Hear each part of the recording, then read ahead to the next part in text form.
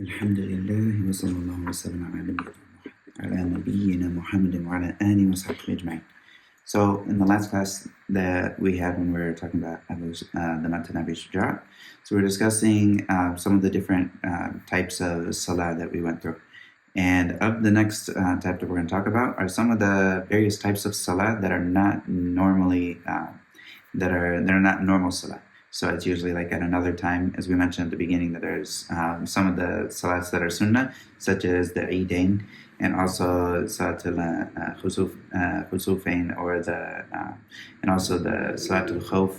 Some of these other ones, as well as Janazah. And Janazah will be the last one that he talks about here in this book, and he'll also give some extra ahkam. He'll give some extra ahkam about the Janazah, about the preparation of the body and whatnot, because this is a place for it. So he's going to start off here talking about the Salat al-Eidain. And so Abu Shujaa, rahimahullah, he says, Faslun wa Salatul Eidaini sunnatun mu'akkadatun. And so the first thing that we can take from this is that this Salat al-Eidain is something that is a very important sunnah. Mu'akkada is that it's very emphasized. And of course, like there's things that are mustahab, and there's things that are very, very, very very mustahab, or like it's very important to do, and sometimes there's gradations between what is good to do and what you should do, like what is obligatory. And so this is of those things. It doesn't reach the obligatory status, but it is something that is very important to do. But it is obligatory for a community to do this. Like it's a communal obligation to have the Salat al-Eidain, but as far as the individuals, then it's sunnah. And that's the reason it's like a communal obligation, or fardu kifaya, is because this is of the things that is of the shariah of Islam. And so like this is the things that is very, very important. It's the things that Islam is known by, and something that needs to always be done. So he says here that it is a sunnatun mu'akkada. And then the next thing he says is وَهِيَ rak'atani. And then he talks about the kind of the kayfi, or like how this goes about. He says it's 2 rak'ahs, rak'atani yukabbiru fil ula sab'an siwa takbiratil ihram. So he says that it's 2 rak'ahs. So the whole salah is 2 rak'ahs. In the first one, he says, and also with this, then there's 7 takbirat, which is saying Allahu Akbar. There's 7 of these after the takbiratul ihram. So that would be like, so you have the takbiratul ihram, and then you would have another takbir after that. And you would say this 7 times for the first one. He said, yukabbiru fil ula, in the first rak'ah, sab'an. So 7 times, not counting siwa takbiratul ihram, which is not counting the first takbiratul ihram, the first one to start the salah. وفي الثانية خمسا سوى تكبيرة القيام. And he says, and then the second rak'ah, there would be 5, not counting the one that is coming from coming up from sujood into standing. So that one's not counted. Then there's 5 after that. That would be here. And this is from what is narrated from the Prophet ﷺ, that he used to do that. And so also the next thing is that he says وَيَخْطُبُ بَعْدَهَا خُطْبَتَيْنِ يُكَبِّرُ فِي الْأُولَى تِسْعًا وَفِي الثَّانِيَةِ سَبْعًا. And so and so he says here that that there would be 2 of these. And so وَيَخْطُبُ بَعْدَهَا خُطْبَتَيْنِ. So this is afterwards he would have 2 khutbas that would be given. 1 second. And so there'd be two khutbas that are given after the actual salah, and yukabbiru fil ula tis'an. So in the khutbah, in the first khutbah, he would say Allahu Akbar. He would say this 9 times, and in the second one 7 times. And so this is some of the things about this. And of course, this khutbah is after the salah. It's not before it, and all of these need to be in their order. As this is mentioned, and a lot of the Sahabis, they were very, very keen to make sure nobody changed anything about this. And if anyone tried to change it, they were the first to do inkar of someone who's trying to change the sunnah in its order here. And the next thing, and also there would be like sitting between those if we were to do like the 2. And this is the view of the Shafi'i method. And also he says, وَيُكَبِّرُ مِنْ غُرُوبِ الشَّمْسِ مِنْ لَيْلَةِ الْعِيدِ. And so that there would also be the takbir. He says here, وَيُكَبِّرُ مِنْ غُرُوبِ الشَّمْسِ مِنْ لَيْلَةِ الْعِيدِ. Now this is, of course, the days always start, like Eid starts at Maghrib time. As all the days in Islam, they start from the sunset. That's the beginning. It starts with the night, and then we go into the day. And so that's the first thing here. And this is the takbir that we know as like Allahu Akbar, Allahu Akbar, Allahu Akbar, La ilaha illallah. And so like this form, there's many different forms that are narrated. Some of them have additions, and some of them are very simple, and some of them it's 3 times, and sometimes there's added one. All of these are fine. There's no set way that someone has to stick to when it comes to this. These are all fine in general, and the important thing is that it's done. And he says, and this starts, when does this time start? Min ghurubi shams, that's from the start of that Maghrib of the day of Eid, min laylatil Eid, the night of Eid, you could say, which is the beginning. And then he says, ila an yadkhul al-imamu fi salati. And so this is until the imam starts up the salah. So say this is for Eid al-Fitr, which is the Eid that is, of course, at the end of Ramadan. So this is just one day. So it'd start from, we'd have the takbir until the actual salah starts. In that time, we'd have that takbir that we know about until the salah starts, and then after that it's done. Like the time for that takbir is done. And then he says wafil adha, and this is with the other Eid, for Eid al-Adha. Then he says the timing for that is khalf as-salawat al-mafrudat min subhi yawm Arafah ila al-asri min akhir ayyam al-tashriq. And so then he says here, and as for like in Eid al-Adha, then this is actually longer, and it's after every single salat of the obligatory salats. This is the time for it, as well as in general, it's always a time, but especially this is an extra specific time that this is to be done after all of the obligatory prayers. In subhi yawm Arafah, and so this is from the morning of Yawm al-Arafah until the Asr at the end of the Akhir Ayyam al-Tashriq. So like you have Eid, and then you have the 3 days of Tashriq, which is those 3 days afterwards. And all of this time is time for the takbir, for that takbir to be made. And this can be done individually, and it can be done in groups, and there's no problem with doing it individually or in groups. And Imam Nawawi talks about this, and he actually gives like a form of ijma', that doing it together in congregation, like saying Allahu Akbar, La ilaha illallah in congregation, something that is agreed upon, even though like there have been some people who've said this is a bid'ah in recent times.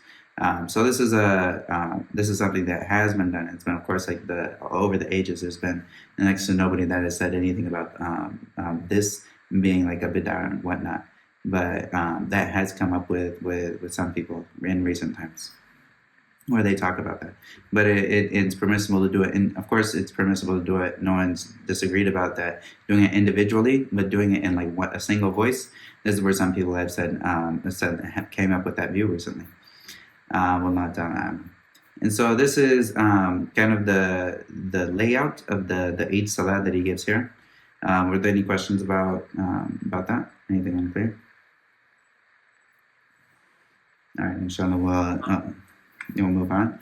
And so he says here, Fasl, for the next one. He says, وَصَلَاتُ الْكُسُوفِ وَصَلَاتُ الْكُسُوفِ سُنَّةٌ مُؤَكَّدَةٌ. So also Salatul Kusuf. And Kusuf, it comes from like something that's changed. Like this word is like, if someone were to say in Arabic, and kasafat haluhu, and they would say this if it changed, that if it changed, if their state changed, they would say kasafat haluhu, that something changed. And so kusuf is from that. It's a masdar from that verb. And so and this is the salat that is, but it also like means the eclipse. And kusuf and khusuf are similar, like and they both go on the same thing. Like if you have either eclipse whether it's a solar or lunar eclipse, you could say kusuf for it, or you could say khusuf for it.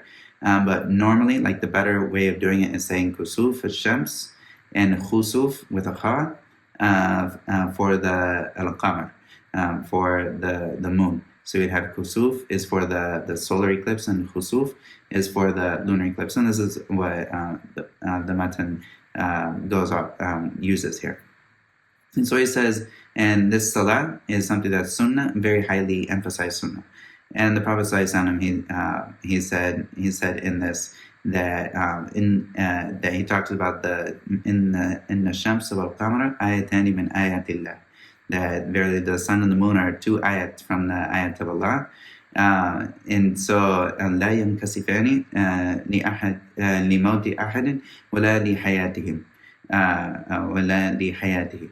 So that these don't go into like eclipse or whatnot because of someone passing away, or for someone's coming into like someone being born.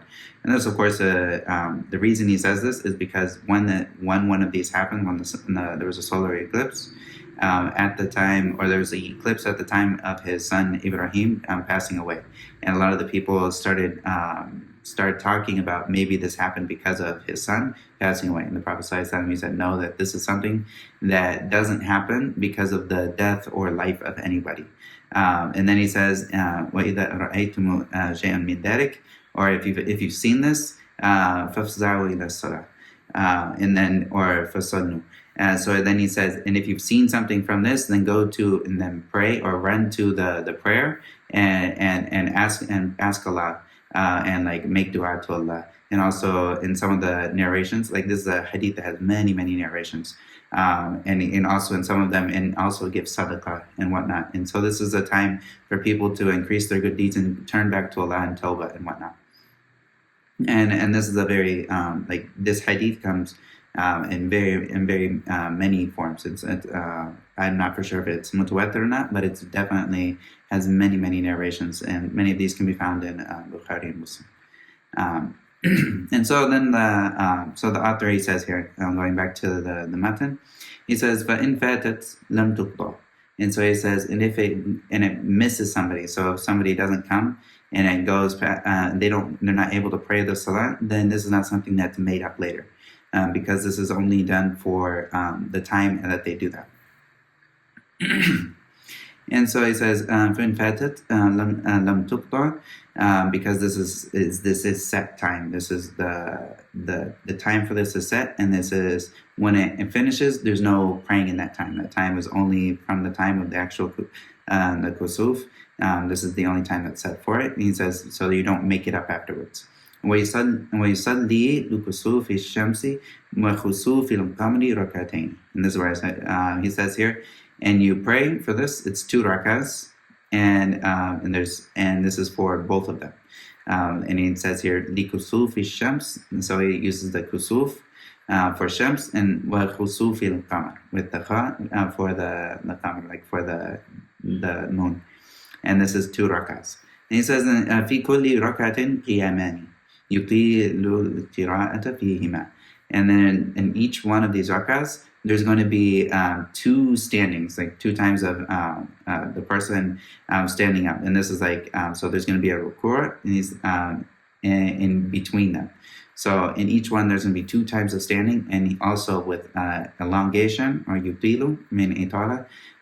So it's like he makes something tawil. He makes the qira'ah, he makes it tawila.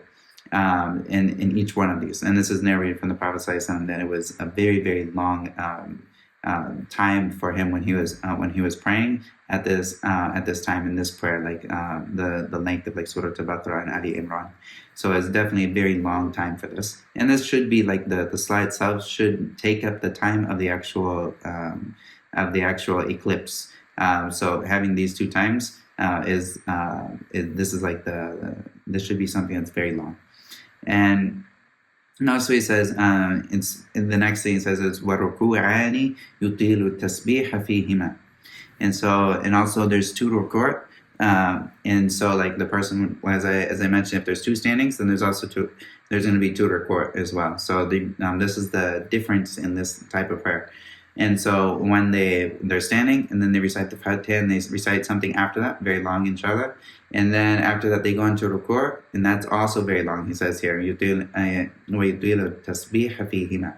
And also this is with a long ruku', and then coming back up, and then also another qira'ah. And then he would go back into ruku' again, and then come back up, and then go into sujood. And he says, يُطِيلُ التَّسْبِيحَ فِيهِمَا دُونَ السُّجُودِ. And so he says that he would lengthen the tasbih in this as opposed to the sujood. And the sujood wouldn't have the same length as this. But this is something, this is one of the views of the Shafi'i method, and also of the other views is that you would also lengthen the sujood as well. You would make that longer. And this has weight when it comes to looking at the evidences in this, and Allah knows best. And there's a difference in the Shafi'i madhab between whether or not the sujood should also be should be a long period of time, or whether it should be short. And he went in this form. He went that this is something that wouldn't be elongated in the same way as the ruku' is. It would be like a normal sujood. Wallahu ta'ala. And so he says here also, وَيَخْطُبُ بَعْدَهَا خُطْبَتَيْنِ. And also looking at Eid, this is a prayer that's like Eid, then he would also have the khutbah afterwards, when two of these khutbahs after that. And of course, in this, the Prophet ﷺ, he encouraged the people to give sadaqah and to get rid of the oppression that they're doing and to fear Allah and whatnot. And this was one of the things that can be mentioned.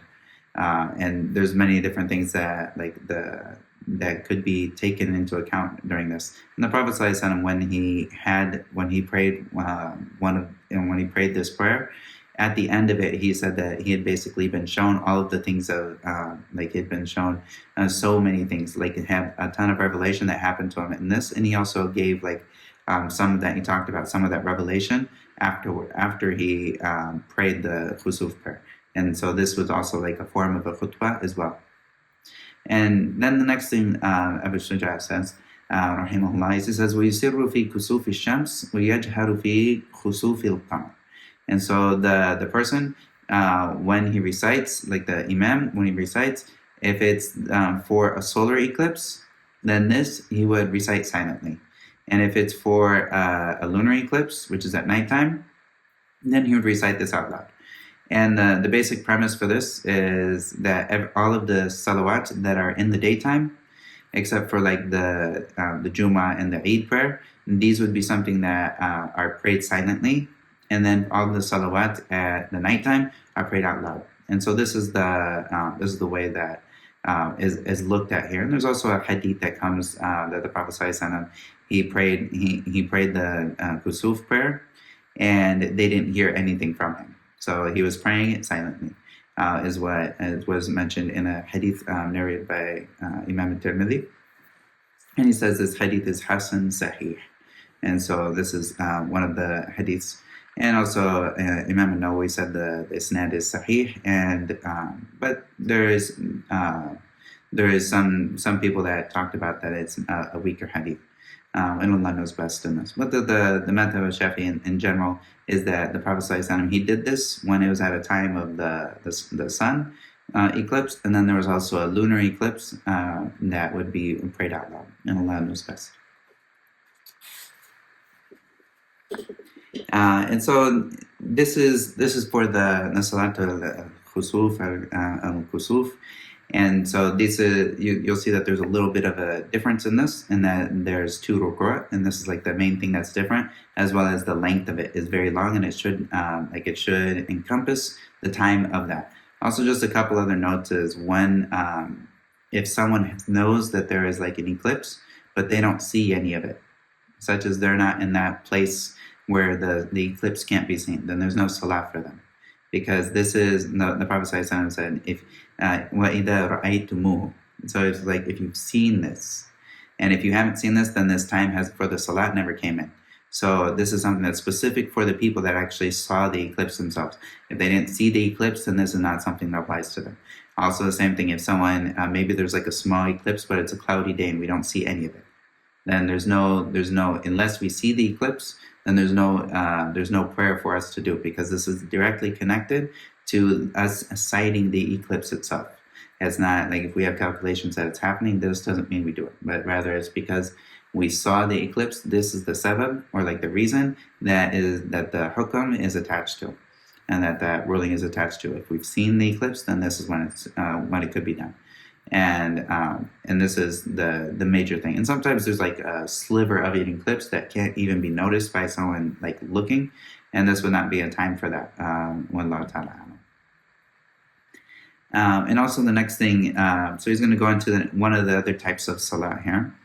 And he says, فَصْلٌ وَصَلَاةُ الْإِسْتِسْقَاءِ مَسْنُونَةٌ فَيَأْمُرُهُمُ الْإِمَامُ بِالتَّوْبَةِ وَالصَّدَقَةِ وَالْخُرُوجِ مِنَ الْمَظَالِمِ. And so he says in this Salat al-Istisqa, which of course is saqi, like in Arabic we have the sin qafiyat. This is something like a getting water, or giving water to something, and so like watering. And so istisqa is asking for water. And so like asking for rain in particular, this is when like a country or a whole place goes through a drought. And then in this case, when they need water, they would make this prayer of istisqa. They would make this salah of istisqa. And it can be done whether it's an actual salah, it can be done as a salah, and it can also be done as dua by itself. The Prophet ﷺ, he did both of these. He did the prayer where it's actually where it was actually an actual salah that is like the Eid prayer, and he also did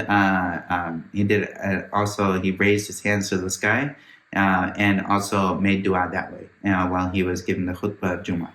And so both of these are okay to do, but of course like the extra actions and whatnot is best. Wallahu ta'ala.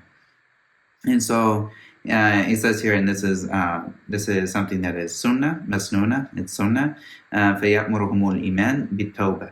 And so the imam, like the one who is the leader of the people, or the one in charge, he would order the people to make tawbah, to return to Allah, and also with sadaqah. And then also with giving out sadaqah, as this is something that is a way for someone's sins to be paid for. And so when he gives out sadaqah, then this is a means for Allah to forgive him for his sins, and by doing these things. And also wal-khuruj min al-madhalim. And also leaving the things that someone's oppression, like the oppression that people are doing for other people. So if someone's oppressing someone, they make it right with those people, and this is what is meant here. Of course, if someone's being oppressive to other people, then this could be a means for the whole land to be in a state of like that they could be the land could be in a hardship, because there are many people that are oppressing. Even if some of the other people, because the adab and like the punishment of Allah can come onto a place that hits everybody, and doesn't just hit the people who are the oppressors only, but rather would hit everyone. So it's important that the people are mindful of that and get away from that, because their sins could be the cause of the punishment of Allah coming on the whole people. And so also he says here, وَمَصَالِحَةِ الْأَعْدَاءِ, and also making things right with enemies. And this is enemies within Islam. So like these are brothers, like Muslim brothers. Then if they're enemies, like Muslim brothers, they have some fight or some type of beef between them, that they make this right with each other. And of course, like this doesn't necessarily mean like the people do this with like the kuffar nations and whatnot, but rather this is in regards to the Muslimin. As many of the people that gave the explanation of this book, they talk about that. And also he says, وَصِيَامُ ثَلَاثَةِ أَيَّامٍ. And also this is something that the imam will also order them to fast for 3 days. And so this is a order from the imam to fast for 3 days, because this is a way for the person's prayer to be answered better. If someone is in a state of fasting, if they've been they've been doing a lot of good deeds before their prayer, then this is a form of tawassul, which is like getting closer to Allah. And so this is one of the ways that the imam can tell the people to pray for 3 days. To fast for 3 days before this, and then they would need to fast for 3 days to obey him. And so this is like the view of the madhab, like that is considered the strongest, is that this is something this Sawm would be obligatory on them. Like this is the view of the Shafi'i madhab, is that this Sawm that is like normally not a time of Ramadan, this would become obligatory because of the Imam telling them that they need to do this. And so, and Allah knows best with that. And also he says, ثُمَّ يَخْرُجُ بِهِمْ فِي الْيَوْمِ الرَّابِعِ فِي ثِيَابٍ بِدْلَةٍ. And so, and then after this, so after they've done all these things, they've made tawbah, they've given sadaqah, they've also left their oppression and made things right with their enemies, and also fasted 3 days. Then he would go out, the Imam, the Imam would go out with them, في يوم الرابع, and the fourth day, في ثياب بدلة, and in like a worker's clothes. Like bidla is like the worker's clothes. It's something that's not a fancy garment and whatnot, but rather it's something that's very humble. واستكانة وتضرع, and so like واستكانة وتضرع, and so also in like a very lowly fashion. Also tadarru is like going to Allah with humbleness and seeking His mercy in a very humble and meek and submissive manner, and in asking, like in a way of asking Allah to help the people in a way that is very making himself lowly and not bringing himself up or looking at himself in any grand way. And so this is mentioned that the Prophet ﷺ, he went out to do the istisqa. And Ibn Abbas, he says, خرج رسول الله صلى الله عليه وسلم متواضعا متبذلا متخشعا متضرعا. And so that the Prophet ﷺ, he went out for the istisqa in this way, mutawadiyan, which is very humble, mutabadlilan, which is like also like the clothes are not necessarily the fanciest of clothes, mutakhashiyan, and also in this very with lots of khushu' and in a very like that very a lowly manner with and submissive to Allah, mutadariyan, like looking for Allah to answer that prayer, hatta atal musalla, until he came to the musalla, the place of prayer, and fasalla rak'atayn kama yusalli fil Eid, and then he prayed two rakas as it was prayed in Eid. And this we can also take from this hadith as well, that this would be done outside of the masjid as well. This would be in the same places we pray Eid. We'd also kind of do this in the same way so that we can have the most people out there. And if someone were to do it in a masjid, there's no problem with that. But like the better, like the sunnah of that would be to do it like in the same places like Eid as outside.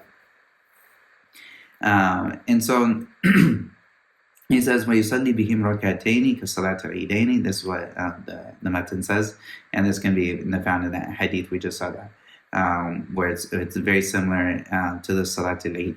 And then he says here, ثُمَّ يَخْطُبُ بَعْدَهُمَا وَيُحَوِّلُ رِدَاءَهُ.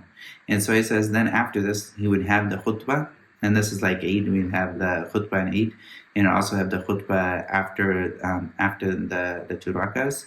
And then he says, when you have rida'ahu, and rida is the top part of someone's garment.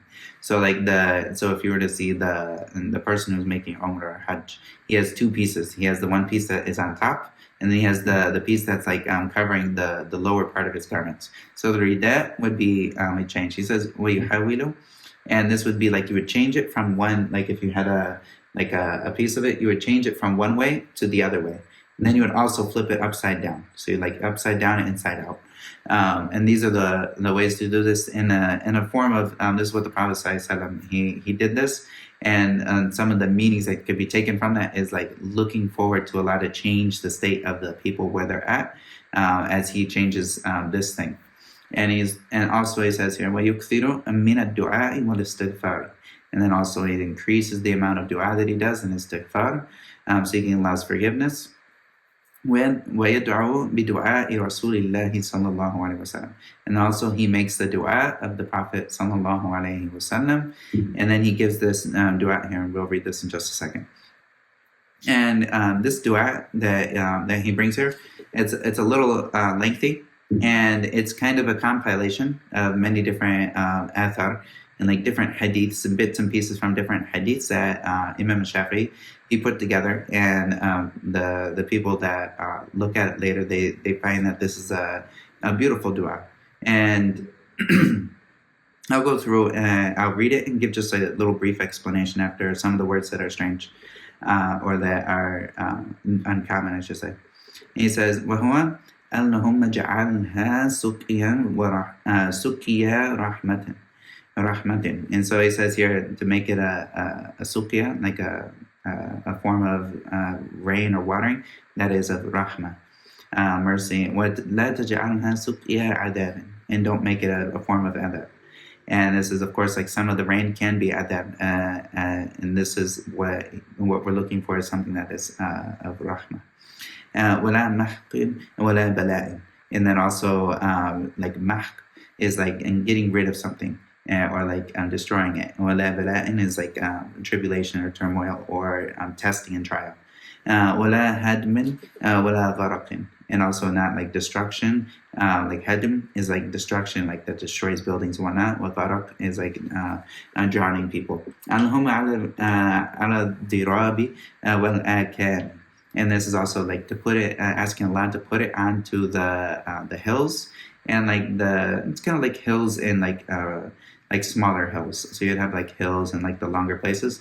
وَمَنَابِتِ الشَّجَرِ and وَبُطُونِ الْأَوْدِيَةِ. And also on the places that the trees are, like the places where the trees grow, manabit, which is like the places where it grows, and وَبُطُونِ الْأَوْدِيَةِ. And also in like the bellies of the wadi is like the singular, and awdiya is the plural, which is a valley. Allahumma hawalayna wala alayna. And then also asking Allah to make it around us and not on top of us. Of course, if the rain comes right down on top of people, then this can be a cause of hardship. But around someone, then this affects the crops and the places of tilling, which is good. Allahumma asqina ghaythan mughitha. And also asking Allah to give them the ghayth, which is like a rain, mughithan, which is like it's mughithan is like giving salvation, like something that is a form of salvation. Hani and mari and mari'a. And also this is like hani'a is like tayyib, which is good, and also mari'a is something that is like sun. It has like a good end. Mari'a is like a good end, or like a good outcome. Mari'a is like something that causes things to grow. Sahhan amnan ghadaqan tabaqan mujallila. And also like this is it's like a form of a very like widespread ghadaqan tabaqan, like different layers of it. Mujallila is like over encompassing all of these places in a good way. دائما إلى يوم الدين, in a constant way until the end of, or like until the day of judgment. اللهم اسقنا الغيث ولا تجعلنا من القانطين. And he says also, give us this ghayth, this rain, ولا تجعلنا من القانطين, which is like, don't make us from the people of despair. Like qanit, with the ta, is something that is with despair, and qanit with the ta is of a person who's standing in obedience. It's like has that type of obedience that is constant. So if you have like qanitin is different, qanitin is different than qanitin, and like the ta, it changes the meaning. This is like someone who's despairing, and so he's asking we'd be asking Allah not to make us from those from the people that despair. اللهم إن بالعباد والبلاد من الجهد والجوع والضنك ما لا نشكو إلا إليك. And that he says, oh Allah, that verily with the people, or like with the slaves, ibad, the worshippers, والبلاد, in the lands, there is a type of hardship, like jahd is like hardship, of jur, and also like hunger, with dunk, which is like coming across somebody in a very, very hard way, also with like kind of constriction. ما لا نشكو إلا إليك. There is something that's very hard that we don't give this like this. We don't complain to anyone except to you, Allah. اللهم أنبت لنا الزرع وأدر لنا الضرع.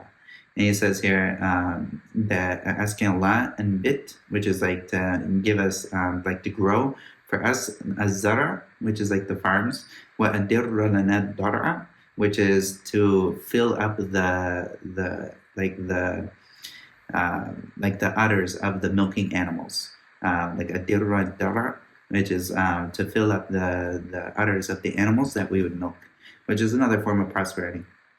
وأنزل علينا من بركات السماء, and bring down from the blessings of the sky.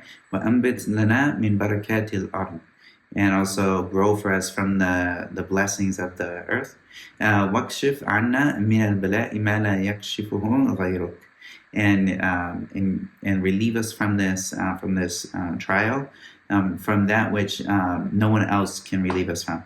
اللهم إنا نستغفرك إنك كنت غفارا, and we seek your forgiveness because you are Ghaffara. And this is also a form of tawassul with the beautiful names of Allah, like using the names of Allah as a form of getting your prayer answered and coming closer to Allah, to get that prayer answered. As he says, Innaka kunta ghaffara, which is of the names of Allah, the one who forgives or is very forgiving. فَأَرْسِلِ السَّمَاءَ عَلَيْنَا مِدْرَارًا, and so send upon us the sky, like the water of the sky, عَلَيْنَا مِدْرَارًا, in a constant, and like in a very strong fashion. And so this is this is like a dua that someone could use, and also this is a compilation of many different ahadith and whatnot that Imam Shafi'i put together, and like the Shafi'i madhab, they took it and they liked it, and they put it together, and they had people to learn it and whatnot. And so the author here brings this. And also he says here, as something to finish off some of the ahkam for here, he says, وَيَغْتَسِلُ فِي الْوَادِ إِذَا سَالَ. And so if there's a valley that gets filled with water, then you would wash in the water that came down from that. And also and this could also be seen, the Prophet ﷺ, he used to, if there was a rain that came down, he would wash in the rain, or go out in the rain and let the rain hit his clothes. And the reason that the Prophet ﷺ did this, when he was asked, why did you do this? He said, لأنه حديث عهد بربه تعالى. And so he says, because this is something that is hadith al-ahd, which is like it's close to Allah, or it's like it's close to the blessings of Allah. And so you do this out of a form of tabarruk, and like to get that blessing from Allah. And he also says, وَيُسَبِّحُ لِلرَّعْدِ وَالْبَرْقِ. And then also if someone sees the lightning, or if they hear the thunder and they see the lightning, like ra'd is the thunder and barq is the lightning. So if they hear one of these, then they would say a dua, which is Subhana alladhi yusabbihu ar-ra'du bihamdihi wal malaika min khifatihi. And then this is a dua that could be said, and this is something that's narrated from Imam Malik in his book Al-Muwatta.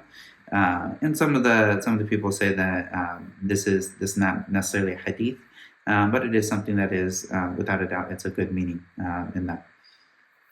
And so this is some of the ahkam that goes with when it comes to the dua, or like for rain, like the istisqa. And of course, I mentioned it can be done either in this form that is inside of the salah, or it can be done something that is done as just a prayer outside of the salah as well. And of course, using all the means possible to come closer to Allah, to make sure that the prayer gets answered, as this is something that has a very heavy need. Of course, if somebody's going through a drought, this can be very, very hard on the land. Allah Ta'ala. And so we have the next type of prayer. He's got another prayer that we'll go into, and then we're almost finished with Kitab al-Salah. And so the next one that he's going to go into is he's going to go into he's going to go into Salatul Khawf. And so he talks about this. And then after that, he's going to talk a little bit about what someone is wearing while they're in Salah. And then after that, he'll talk about the janazah. So he says here, Abu Shujaa, rahimahullah, he says, Faslan, wa Salatul Khawfi ala thalathati adrub. And he says that there's 3 types of Salatul Khawf. Like there's 3 different ways it happens. And of these, he says, أحدها أن يكون العدو في غير جهة القبلة. And that the adu, or like the person, the enemy is going to be, the adu is going to be in jihad, or in like a place that's not in the direction of the qibla. So if you have the qibla and you're facing towards it, he's going to be at your back. And so of course, if you're going to pray and you're going to face the qibla for the prayer to be valid and have the enemy at your back, this is an exposure, especially in the time of until recently, like the warfare was something that was definitely, it was like you would look at your enemies, you would see them, and it was something that would be done like on a field or something, and you needed to know if they were coming up, or if they were starting to attack and whatnot. You would need to know that right away, and by looking at them. So this is a form of looking at like Salatul Khawf. If this is a form, then there's a way to pray, and he's going to say here. And he says of the way to pray in this case, if the qibla is not in the direction of the enemy where you can't see them, and فَيُفَرِّقُهُمُ الْإِمَامُ فِرْقَتَيْنِ. So he breaks the people into 2 groups. So the imam, he breaks them into 2 groups. فِرْقَةً تَقِفُ فِي وَجْهِ الْعَدُوِّ وَفِرْقَةً خَلْفَهُ. And then he says, so one of the groups stands in the face of stands facing the enemy. And then the other group is behind him, like in prayer. And then he would pray with the imam would pray with the group that is behind him 1 rak'ah. And then that group would pray the 2nd rak'ah for themselves, by themselves. And then they would go, he says here, وَتَمْضِي إِلَى جِهَةِ الْعَدُوِّ. And then they would go and face the adu. So they'd finish their rak'ahs. And of course here he says 2 rak'ahs because most of the time if there's jihad, it was the jihad that's going out and traveling, as opposed to like jihad that's on the footsteps of the Muslimin that's on their homeland. So he talks about 2 rak'ahs. But of course, like this is for the people who are that are musafir. And so he says here, and so they would go. So this first group, so if we see here, we have 2 groups. The imam breaks the army into 2 groups. The first group, he prays behind the imam 1 rak'ah. So they pray with the imam 1 rak'ah. And then after that, the imam waits for them to finish their thing. And for the next group, he's going to say here, for the next group to come and pray the 2nd rak'ah with him. All right, so then the imam will pray the 2 rak'ahs here. And so he says here, وَتَأْتِي الطَّائِفَةُ الْأُخْرَى. And then the second, the other group that was guarding them at the first rak'ah, they come with the imam, and then they pick up with the imam. فَيُصَلِّي بِهَا رَكَعَةً وَتُتِمُّ لِنَفْسِهَا وَيُسَلِّمُ بِهَا. And so he says here, فَيُصَلِّي, the imam, he's the one who prays with biha, the firqa, which he prays with them 1 rak'ah. وَتُتِمُّ لِنَفْسِهَا. And then he finishes then that وَتُتِمُّ, the firqa, finishes off for themselves the 2nd rak'ah that they're missing. So the imam prayed 2 rak'ahs. So he prayed the first one with the first people, and then they finish the 2nd rak'ah for themselves. And he waits. The other group comes. He prays his 2nd rak'ah with their first rak'ah, and then they pray another rak'ah while he's waiting. And then he gives salam, and then they all give taslim together. And they would leave the salat in that way together, and he would wait for them to finish. So this is the way for the people that are not facing the same direction of the qibla. And of course, this is there's actually many ways to pray this, and this is one of them. And this is of the ways that are narrated for this to happen. And then the next way he's going to give us, and he keeps it simple here. Maybe in the later books, you'll see some of the other variations of this. He says here with Dani, the other way of the adrub. He said thalathati adrub. Of the other type is أن يكون في جهة القبلة, in that the adu is in he's in the same direction as the qibla. So if you're praying towards the qibla, they're in front of you, so you can see them. This is okay. This is not as exposing as the other way. And he says فيصفهم الإمام صفين. So then the imam would break them into two rows, and like assuming that it's going to be a one long row or whatnot, but you break them into two groups in general like this. وَيُحْرِمُ بِهِمْ, and then he would yuhrim, which means like he would say the takbiratul ihram, like go and start the prayer with them, with all of them, like these two rows. He would start with all of them. فَإِذَا سَجَدَ مَعَهُ أَحَدُ الصَّفَّيْنِ, and then if he makes sujood, then the first, like one of these two rows would make sujood, and the other one وَوَقَفَ الصَّفُّ الْآخَرُ يَحْرُسُهُمْ.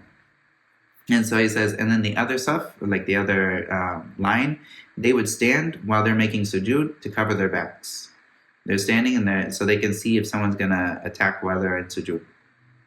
And yahrusuhum, like that, they would protect them. فَإِذَا رَفَعَ سَجَدُوا وَلَحِقُوهُ. And then if the imam comes up, then these people sajadu. Then the other group that was behind them, protecting them, they make sujood now, just a little bit behind the imam. So they're still following the imam in general, but they're just a little behind in a way that no one is left exposed. وَلَحِقُوهُ. And then they catch up to it. After that, then they catch up with him when he's standing. And so this is of the other ways that this is done. And these two ways are mentioned here.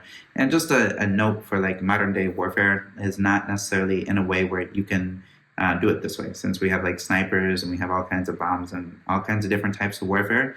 There's no praying in a way that's exposing Muslims to harm. So if there's any type of, the whole point of this prayer is to protect the Muslims. So if someone wants to pray this prayer in this day and age, and they're going to pray in an open space or somewhere where someone's going to do this is going to be very hard.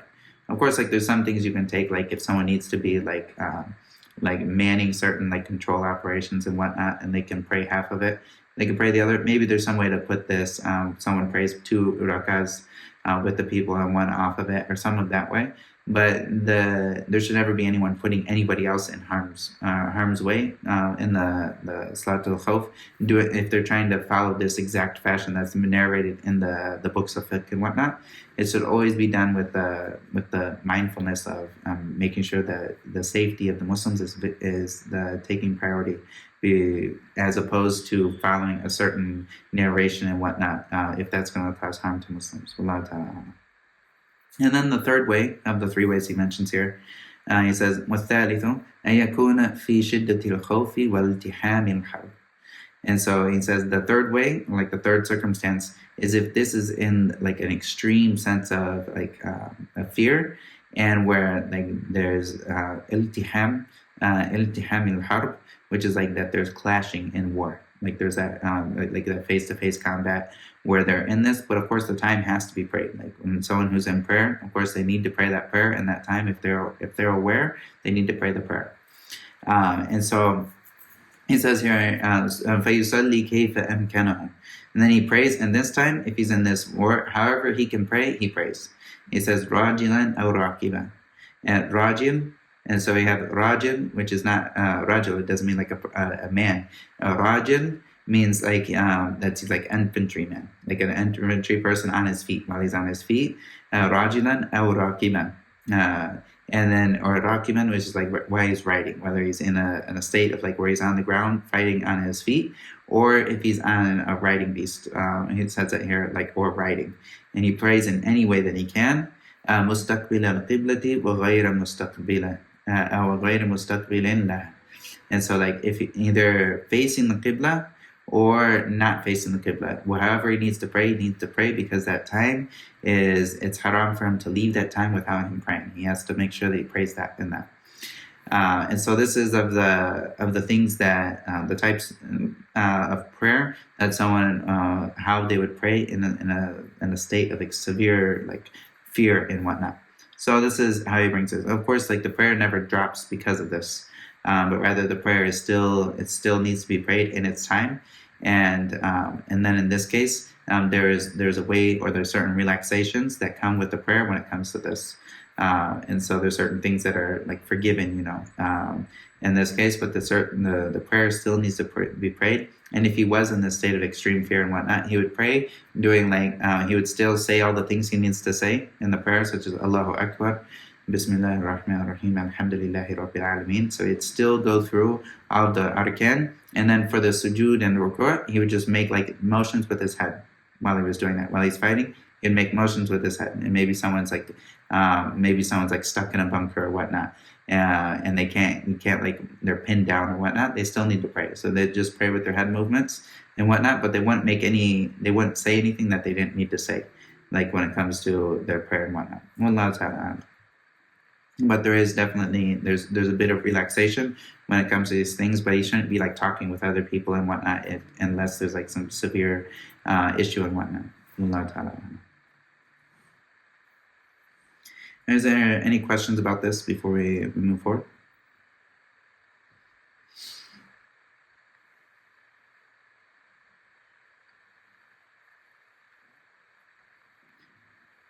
All right, inshallah. We'll probably take this next fasl, and then we'll leave the last one to the next lesson, inshallah.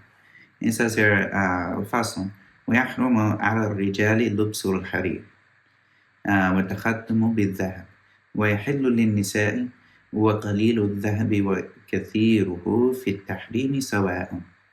So he says here, a fasl, which is another chapter, ويحرم على الرجال لبس الحرير. So it's not permissible for men to wear harir, and harir is silk in general. And then there's different words for silk, such as dibaj and whatnot. But harir, like any type of silk, it's haram for a man to wear clothes that are silk. And then he says here, no, وَتَخَتَّم بِالذَّهَبِ. Takhattum is like you have khatam or khatim, which is like a seal, or like a khatim is like a seal, or a khatam with either ways would be like a ring. And so this is of so takhattum is like putting on a ring that is made of dhahab. So like for a man to wear a ring that is a gold ring, it's haram for him to wear a gold ring. And he says, وَيَحِلُّ لِلنِّسَاءِ, that this is something that's permissible for nisa, both of these things, both the wearing of silk as well as the wearing of gold and whatnot. This is something that's permissible for her. Of course, she can't be in front of men while she's wearing something that is considered like a zina, or like something that is like glamorous and whatnot in front of like ajnabi. Or ajanib, like the men that she's allowed to marry in other circumstances. She can't wear this in front of them, and the same with the gold and whatnot. She can't be wearing gold necklaces in front of people. But for her family and whatnot, and for her husband inside of her house, where she's not in front of ajanib, then in this case then this is all permissible for her to wear. Or if she wears it under her clothes where no one sees it, then there's no problem with that as well. But as opposed to the man, in any case, he's not allowed to wear these things. And there's a couple exceptions here. Like for a man, if he has a skin problem, say he has a skin rash from wearing cotton or wearing any type of things, it has to be silk, and he has this like skin condition, or maybe he's got a burn or something and he only can wear silk on it that doesn't hurt him. In this case, he gets an exception for this. But in general, this is the rule is that this is not permissible. And he also says, وَقَلِيلُ الذَّهَبِ وَكَثِيرُهُ فِي التَّحْرِيمِ سَوَاء. So if you say this is only a little bit of, I got a ring that only has a little bit of dhahab on it, or of this sort, or I've got like a bracelet or something. I don't know why a man would be wearing a bracelet, but he has something that's like a dhahab and whatnot. And this is something that whether it's a little bit of gold or whether it's a lot, it's all the same when it comes to haram and when it comes to gold. And so the gold is not to be worn by a man in any type of jewelry and whatnot. And so even if he has a ring that is partial gold, and the same with white gold, if it's gold, it's gold. And this is something that's impermissible for a man to wear. Of course, like the Prophet ﷺ, he used to wear a silver ring, and this ring had a purpose. It wasn't just like for jewelry, but rather he took the silver ring that had engraved on it, Muhammad Rasulullah, sallallahu alaihi wasallam. He wore this ring so that he could stamp documents that were official documents, because this is what he heard that for like officials to receive documents, they don't receive it unless it's sealed with with a ring, and that is from that person. So he took this ring to do that, and he would wear this ring. So this is, I like to say, it's sunnah for us to wear this. It's, if you need to make official documents in this way, maybe you could say this. But this is something that would come into the things that we talked about, like that had a purpose, and it wasn't necessarily. At the very least, it would be like ada. For someone to wear this, and it's permissible. Like we could say, like for a silver ring, it's permissible for a man to wear silver rings, or however many silver rings he wants to wear, as long as it's not israf, or like it's not going out of, it's not wasting money and whatnot. Wallahu ta'ala. But when it comes to dhahab, when it comes to gold, there's no wearing any type of gold and whatnot when it comes to rings. And he also says, in the next thing, he's going to talk about, so what if there's a mix when it comes to the silk that a man is wearing? So, not everything is pure silk 100%. Maybe it's a mix, and maybe has some percentage. He says here, وَإِذَا كَانَ بَعْضُ الثَّوْبِ إِبْرِي سَمَنْ, which is a type of silk, and some of it is silk. وَبَعْضُهُ قُطْنًا أَوْ كَتَّانًا and جَازَ لُبْسُهُ إِذَا لَمْ يَكُنْ الْإِبْرِيسَمُ غَالِبًا. And so he says, if some of the thobe, which is like you would say the cloth itself, like thobe, when we use thobe, a lot of times when we say thobe, we mean like an actual, like a thobe that comes up and it's actually got like arms and sleeves and whatnot, and goes down, and it's ready to wear.